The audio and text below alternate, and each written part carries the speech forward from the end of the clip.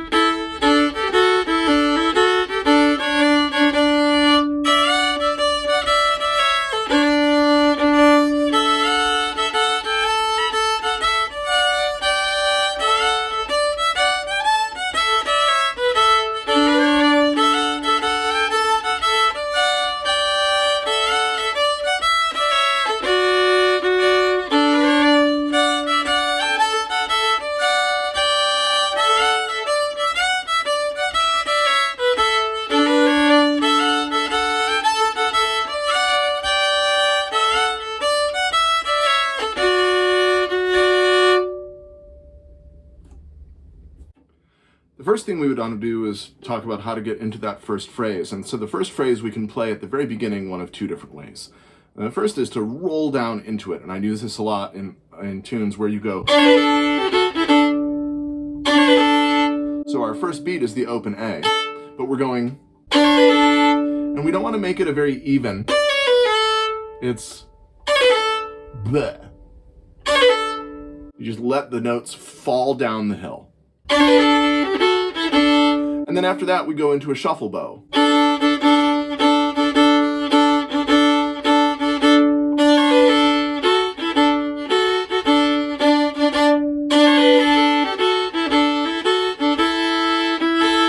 So specifically, after you've gone,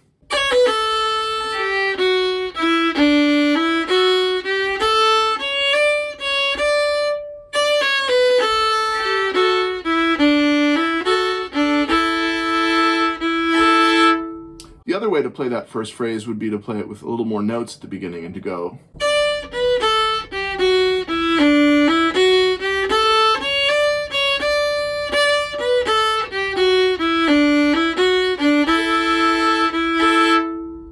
Now, if you do it that way, you're going to slowly run yourself out of bow, as always.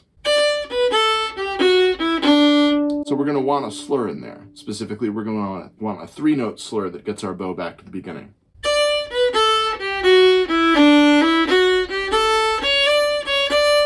And then to end ourselves on an up bow, because it's really important to us to try as best we can to begin our tunes on a down bow. We do this up bow shuffle. And that's a two-note slur with a very small down bow and a big up bow. And that pushes you back to the beginning of the bow. And you may have noticed I called that an up bow shuffle because it's half of a full shuffle. A full shuffle is down, up, down, up, down, up. That's how a full shuffle works. But just the up bow portion of it. That's what we're using here at the end. And so we go.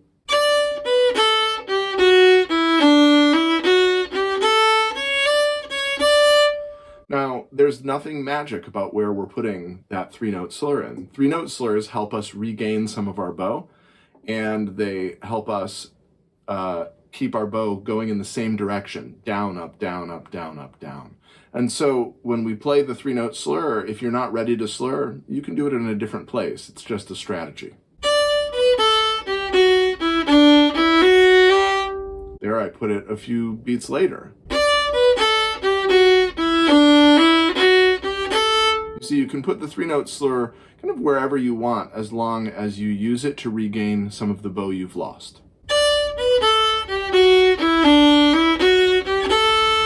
And then we end. Now, another way that you can keep your bow ending on an up bow so that you can begin the next phrase on a down bow is with a 2-note slur. So instead of doing a shuffle at the end like that, you can do a 2-note slur where the last 2 notes are an up bow.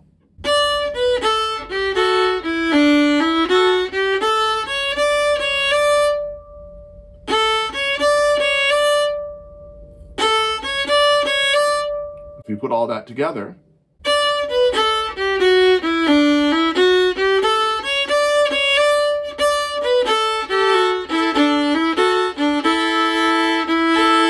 that brings us to this final pulse. The way to do a pulse is you take the 2 notes that you're playing, in this case, your first finger on the D string, the E, and you play that first finger with the open A,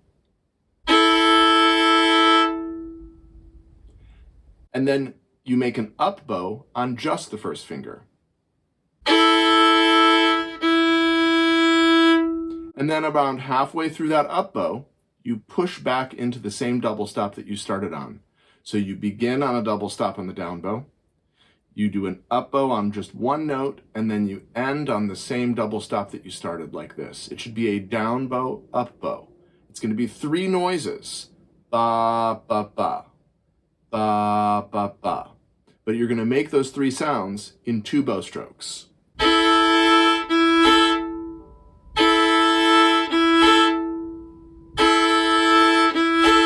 And you can practice that on any 2 notes.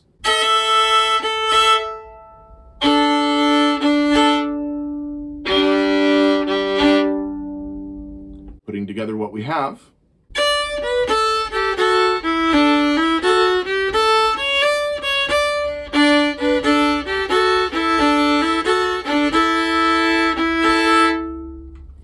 The next phrase is the same as the first.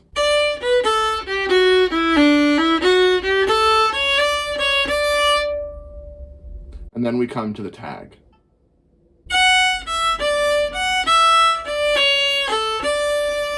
And what we're trying to do with the tag is, again, put in a slur if we need it to catch some of our bow back.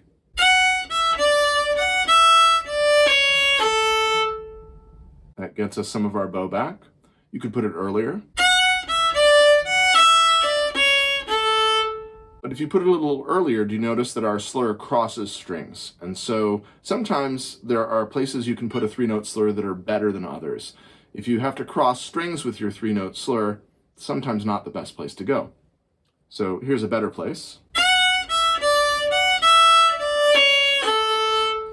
And this sets us up right at the beginning of our bow for the final note, which is going to be another one of those pulsed notes.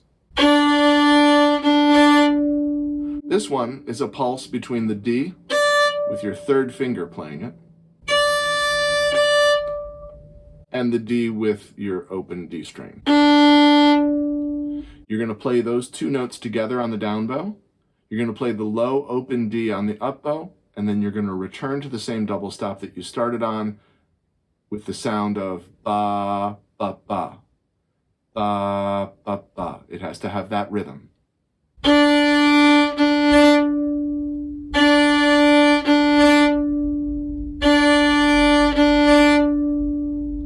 To put all of that together,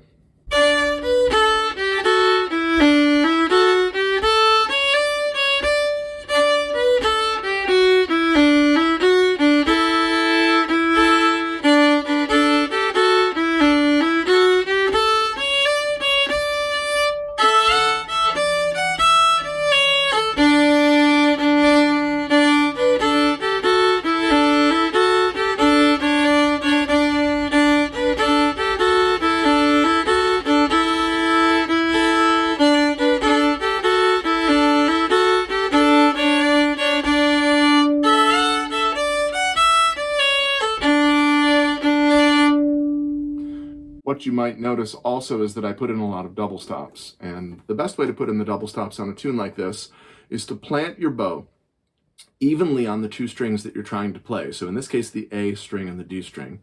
And then don't let your bow follow your fingers. Just stay back and forth on the A and the D together, evenly on the A and the D. Don't let one sound louder than the other. And if the melody fingerings cross down to the D string, don't follow your fingers with your bow. Stay on the double stop. So you have to be able to do an even double stop like that.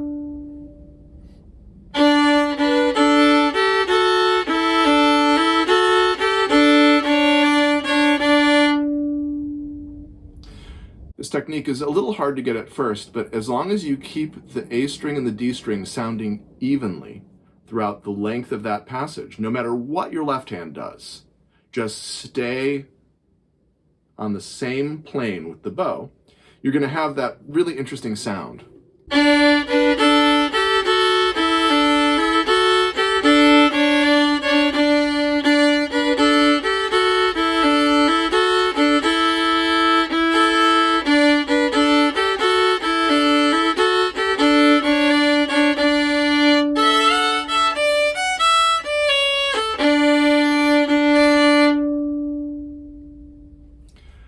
Another variation that you can play on the first part is the shuffle bow.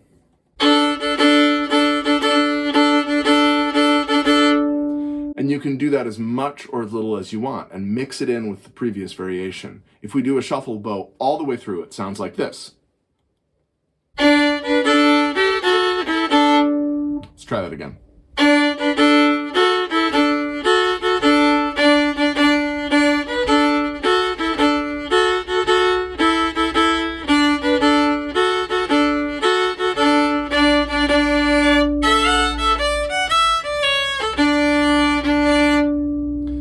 So if we play that entire first part as a shuffle bow, it would sound purely like this.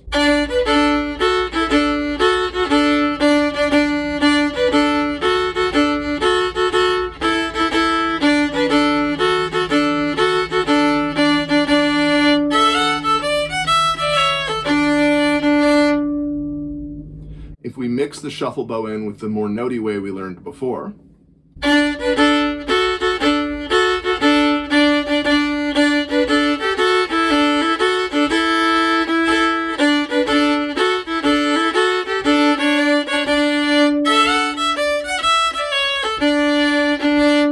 we can even split single phrases up between those two ways of playing it.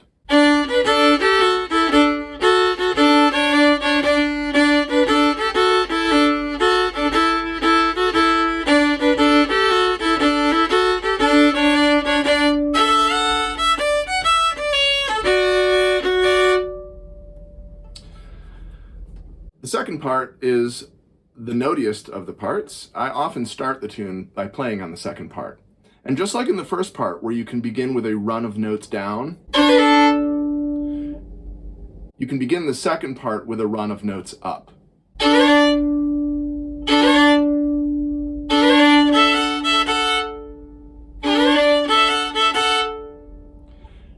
After that initial down bow with the run of notes, we then follow up with an up bow shuffle.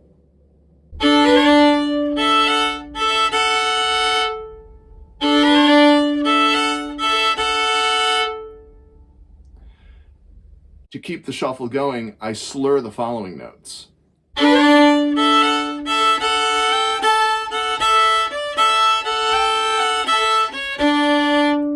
do that again.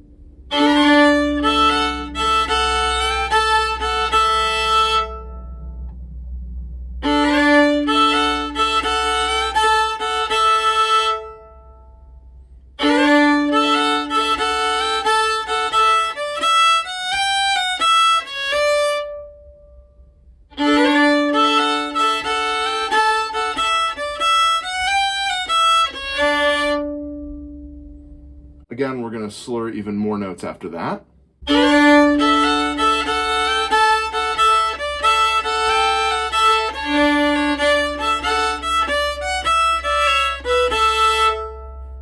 Notice we end on an up bow shuffle again.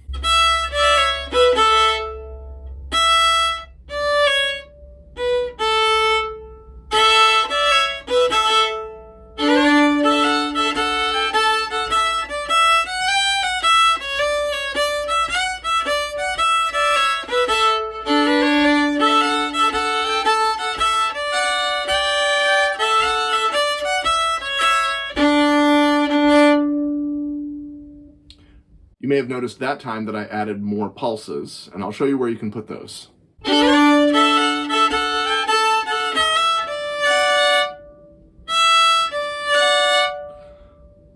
The way the bow works on this is just like all of the pulses you've done before.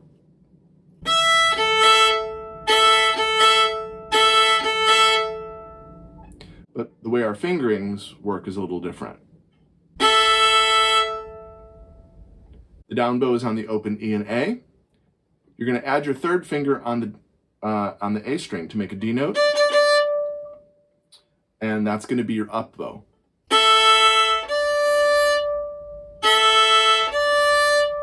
Make sure that the down bow is 2 notes together and the up bow is 1 note. And then you're going to add your first finger at the end to push back into a double stop.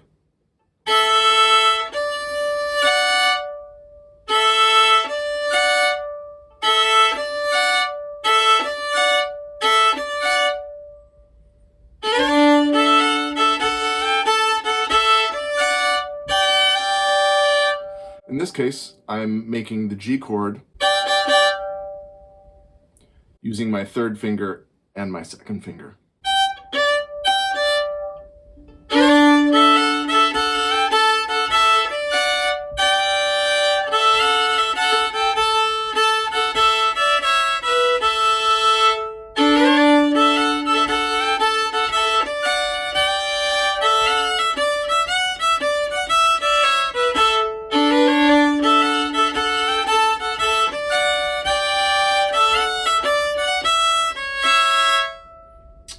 There's the next pulse we can put in. It's in the middle of the tag.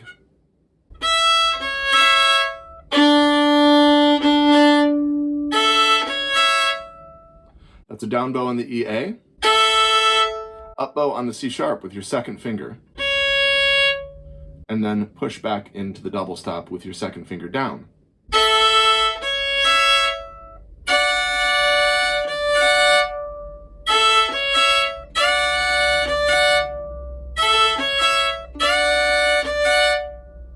Putting it together again.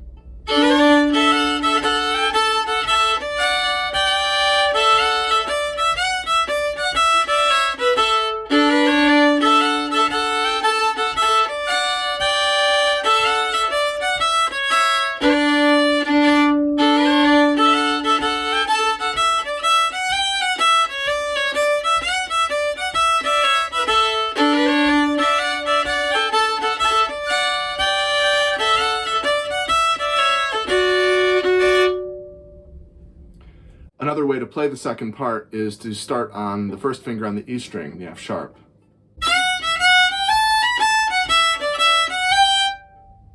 And this makes for some much more standard bowings. We're going to play separate bows where we lose bow, we're pulling harder than we push. And then we're going to gain some of that back by doing a 3-note slur in the middle of the phrase. And then we're ending with a 2-note slur that puts us on the up bow so that we can start our next phrase on the down bow.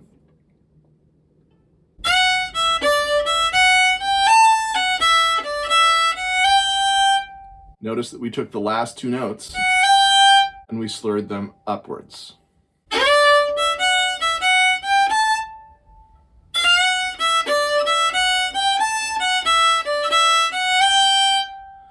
You can see also that that 2-note slur is the only one that's really necessary there. As long as you start on a down bow, your bowing is going to be fine. Your down bows are going to line up with the downbeat, and so you'll have a sound that goes like this. And then we slur like this so that we can start again.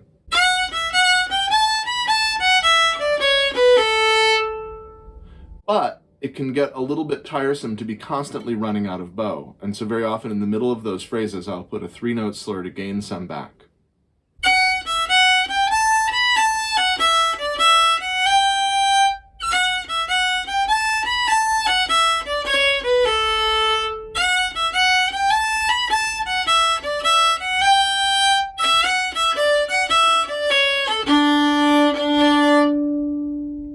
If I put those 2 ways of playing it together, we have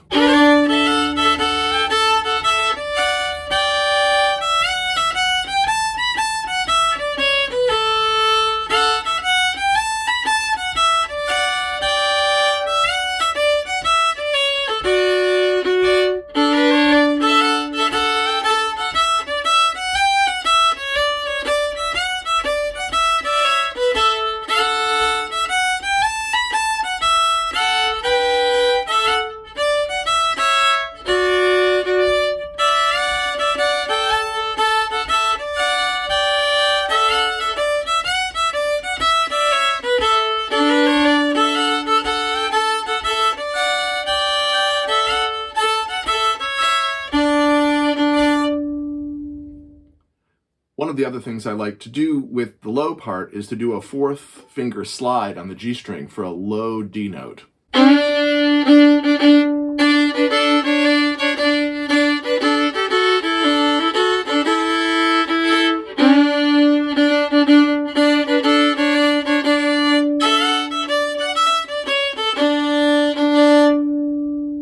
Another way to do that would just be one time through.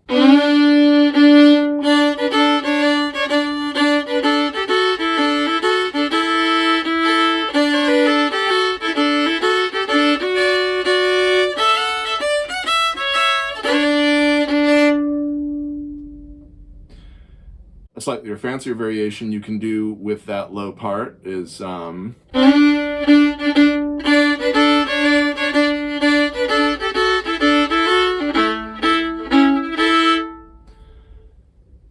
we're doing here is our first finger is covering two strings. That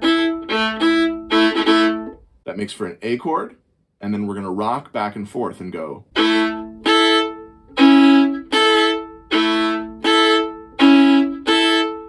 We're just adding and removing our third finger to play a C sharp.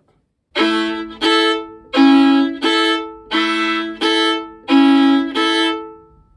you can put that in any time on the first part. You could go.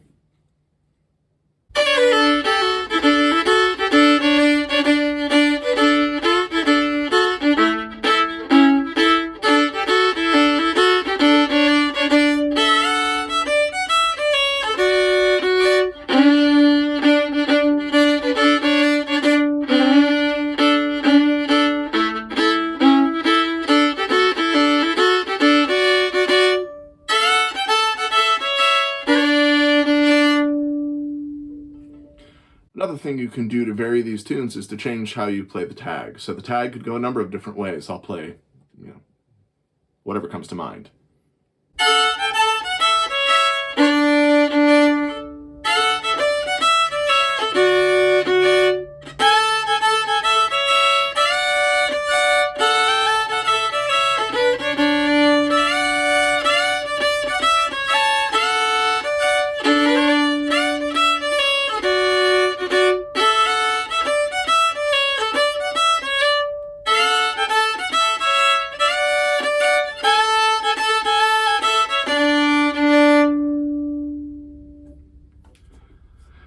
As far as variations in the second part are concerned, you could do this little trick where you go up to the third finger and then you put a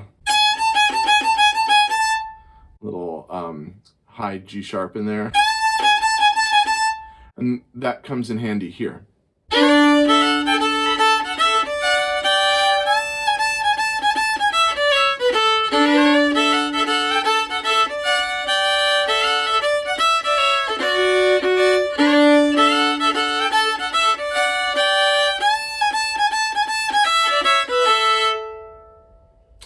The other thing you can try and do is this, it's a little modern, not really strictly within the old time tradition, but if you play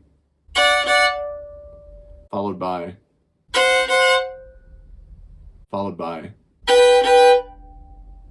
you have a nice chord progression. Here you're playing an F sharp and a D.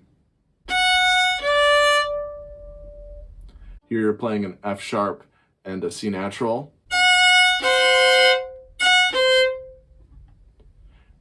And here you're playing a G and a B. And you put those together to make this. And that could be cheesy or tasteful depending on how you choose to use it. It's definitely kind of not the most strictly Appalachian way of playing the tune, but every now and then it's fun to change things. You'd put that in here.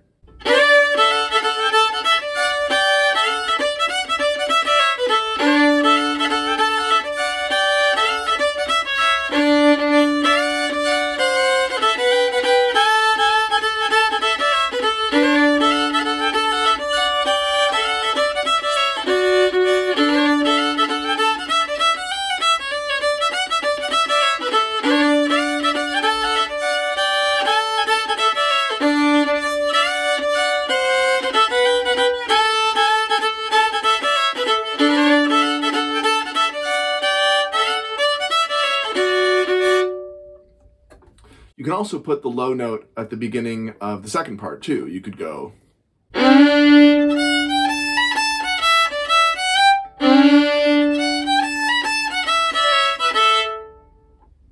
Just make sure you slide that fourth finger.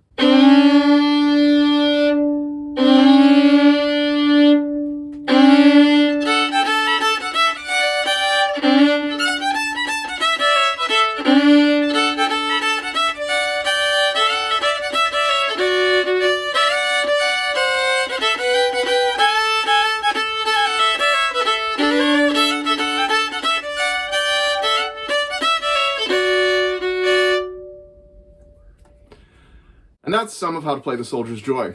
If this was helpful to you, subscribe to the channel, like the video, and if you have any questions or suggestions for what we should do next, put them in the comments, and we'll see what happens. Thanks.